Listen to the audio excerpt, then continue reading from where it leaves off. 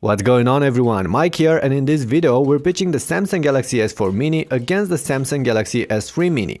In other words, I'm going to show you the most important 10 differences between these two handsets so you'll know which one is better and why. For starters, let's have a quick look at these phones. They are pretty much similar in size, but the S4 Mini is a tiny bit thinner and narrower, while the S3 Mini is shorter.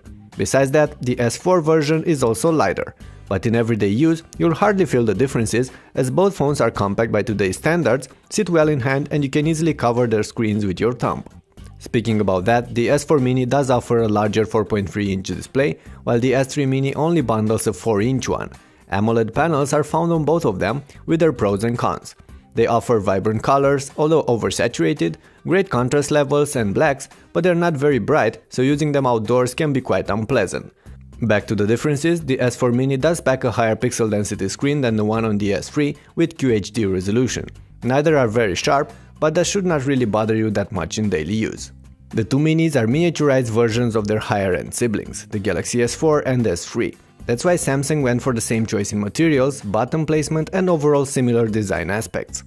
Both come with removable plastic rear panels, and underneath them you'll find the batteries plus the SIM and microSD card slots.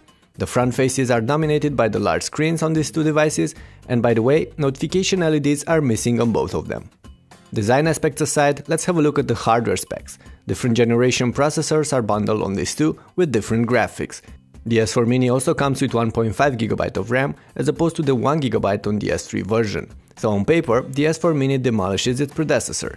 But not just on paper, also in synthetic benchmarks and in everyday use, as you'll see a bit later. There is, however, one other thing worth mentioning here. The S4 Mini only offers 8GB of internal storage, and about 5 of those are available for apps, which in many cases might not be enough, especially if you plan on installing many games. You can add up to 64GB microSD cards, but that won't help much with the above issue. The S3 Mini comes with 8 or 16GB of space and supports up to 32GB cards. Alright, with those out of the way, let's see how these two feel in daily use. The S4 Mini is surprisingly very snappy, in some cases even faster than the regular Galaxy S4.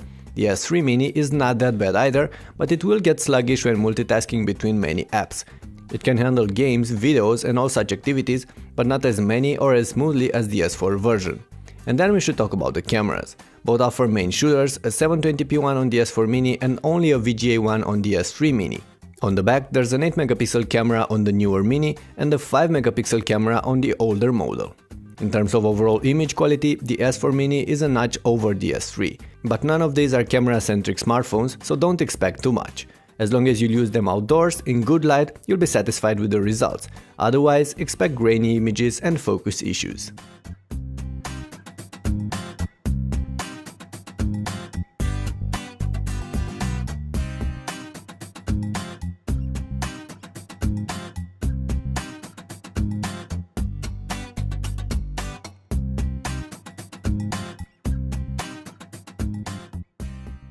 The S4 Mini, however, bundles a different camera interface borrowed from the larger S4. It offers several shooting modes, filters and manual settings. As for the videos, the S4 Mini can take 1080p 30 frames per second clips, while the S3 Mini settles for only 720p recordings. The overall quality is, however, decent in both cases.